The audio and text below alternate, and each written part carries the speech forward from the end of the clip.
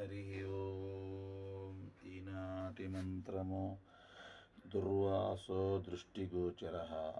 దుర్వాస మహర్షి స్వామి దర్శనం చేసుకున్నాడు కావునని దిలీప చక్రవర్తికి వెంకటాచల మహత్యం తెలిపినాడు.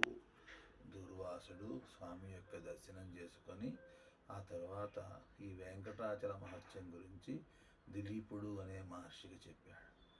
ఆ తర్వాత ఆ దిలీపుడనే మహారాజుకు తెలియజేశాడు.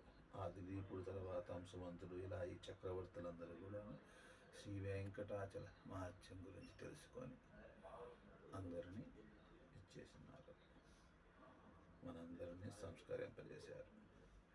అటువంటి శ్రీ వెంకటేశ్వరుని పాదపద్మం నమస్కరిస్తున్నాను.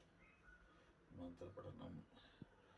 ఓం దుర్వాసో దృష్టిగోచరాయ నమః. ఓం దుర్వాసో దృష్టిగోచరాయ నమః. ఓం దుర్వాసో దృష్టిగోచరాయ నమః.